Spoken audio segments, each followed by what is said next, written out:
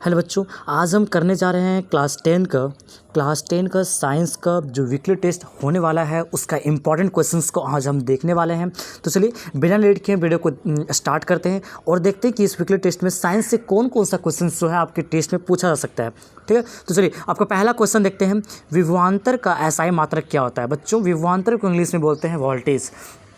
तो वोल्टेज का एसआई मात्रक क्या होता है? तो वोल्ट होता है। क्या होता है? वोल्ट। जूल किसका होता है बच्चों? वर्क का। किसका होता है? वर्क का। वाट होता है बच्चों पावर का। वर्क मतलब होता है कार्य, पावर मतलब होता है शक्ति, और एम्पियर होता है आपका विद्युत धारा का, दैट मीन्स करंट का। ठीक है, चलिए अगला सवाल है, विद्युत प्रतिरोध का मात्रक क्या है? बच्चों, विद्युत प्रतिरोध का जो मात्रक है वो है आपका ओम। रेसिस्टेंस का जो मात्रक है, इलेक्ट्रिक रेसिस्टेंस का जो मात्रक है वो है ओम। इसको इंग्लिश में इस तरीके से भी लिखते हैं। ठीक है, चलिए अगला सवाल देखते हैं। किस यंत्र द्वारा वोल्टेज को मापा जाता है, विभवांतर को मापा जाता है? तो वो वोल्ट मीटर को मापा जाता है। वोल्ट को कैसे मापेंगे? वोल्ट मीटर से। ठीक है, थोड़ा सा आइडिया आप लगा सकते हैं। अगला सवाल देखते हैं। यदि प्रतिरोध दुगना हो जाए, ठीक है, बहुत ज़्यादा जितना पहले करंट पास करने में जो ऑब्स्ट्रक्ट क्रिएट होता था, अगर वो डबल हो जाए तो विद्युत धारा कितना हो जाएगा? तो जाहिर सी बात है वो आधा हो जाएगा। ठीक है, जब प्रतिरोध जो था सामान्य था तो करंट जा रहा था। ठीक है, करंट जा रहा था। अब वो प्रतिरोध क्या हो गया? दुगना हो गया। रेजिस्टेंस क्या हो गया? दुगना हो गया। तो ऑब्स्ट्रक्शन जो क्रिएट हो रहा था वो डबल क्रिएट हो गया। तो करंट क्या हो जाएगा? आधा हो जाएगा। ठीक है, तो ऑप्शन ये इसका बिल्कुल सही हो जाएगा। अगला सवाल है, दो बिंदुओं के बीच विभवांतर को बनाए रखने के लिए कौन सा यंत्र प्रयोग में लाया जाता है? तो दो बिंदुओं के बीच, एक बिंदु यहाँ से लेकर यहाँ तक, दो बिंदु के बीच विभवांतर वोल्टेज को बनाए रखने के लिए आप बैटरी का यूज़ करते हैं। किसका यूज़ करते हैं? बैटरी को, जिसको हम सेल भी बोलते हैं। अगला सवाल है, कौन सा पादक नियंत्रण फल बेचने वाले को द्वारा उपयोग किया जाता है? कौन सा पादप नियंत्रक फल बेचने वालों द्वारा उपयोग किया जाता है? तो इथाइलिन हो इसका राइट आंसर हो जाएगा। इथाइलिन इसका राइट आंसर हो जाएगा। अगला सवाल है, वृद्धि हार्मोन का स्राव किस ग्रंथि से होता है? तो बच्चों इसका जो राइट आंसर हो जाएगा पीयूष ग्रंथि से होता है। ठीक है, वृद्धि हार्मोन का जो स्राव होता है पीयूष ग्रंथि से होता है। अगला सवाल है, विद्युत धारा का मात्रक क्या होता है? तो क्या अभी हम बताए हैं एम्पियर होता है। विद्युत धारा का क्या होता है? एम्पियर। ठीक है, अगला सवाल है, निम्न में से कौन सा कथन सत्य है? निम्न में से कौन सा कथन सत्य है? तो हम ये ओम का नियम देखेंगे तो वहाँ पे क्या लिखा रहता है? V=IR, है ना। तो वहाँ से हम ये V=IR सत्य कहलाएंगे। मतलब ऑप्शन सी इसका बिल्कुल राइट आंसर हो जाएगा। अगला सवाल है, निम्नलिखित में से कौन सा विद्युत का सुचालक है?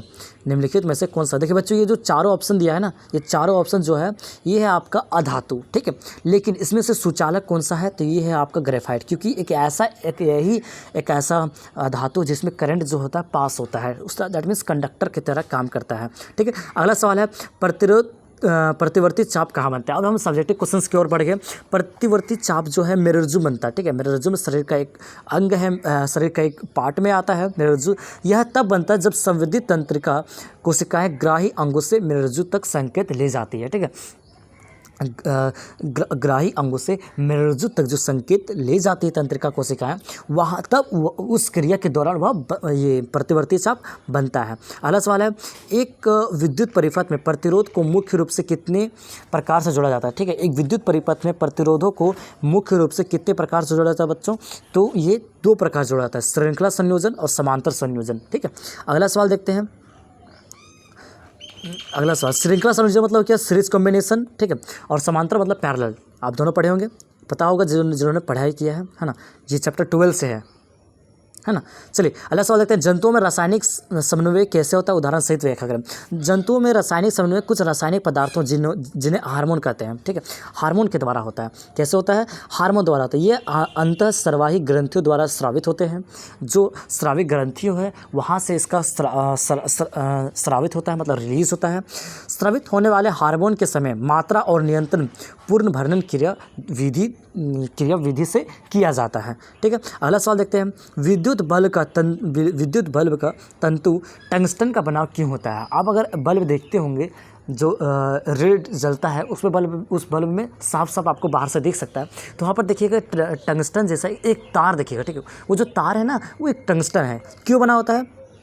पहला ये इसका रीज़न है क्या उच्च तापमान पर अब उपचयित नहीं होता। अगर तापमान टेम्परेचर बढ़ जाएगा तो उसका उपचयन नहीं होगा, और इसका गलनांक जो है वो बहुत ज़्यादा उच्च होता है। ठीक है, मतलब हाई होता है, इसके पास हाई गलनांक है। अगला सवाल है, पादप में रासायनिक समन्वय में किस प्रकार होता है?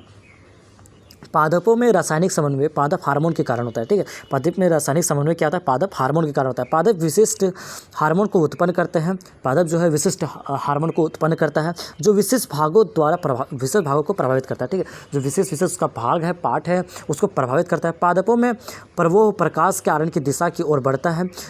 गुरुत्वावर्तन जड़ों के नीचे और मुड़कर अनुक्रिया भी करता है। तो ये रहा बच्चों इस वीकली टेस्ट के लिए इंपॉर्टेंट क्वेश्चन जो आपके इस वीकली टेस्ट को बेहतर बनाने के लिए कि हम भूमिका निभा सकता है। फिर मिलते हैं किसी नए वीडियो के साथ, तब तक के लिए बाय बाय।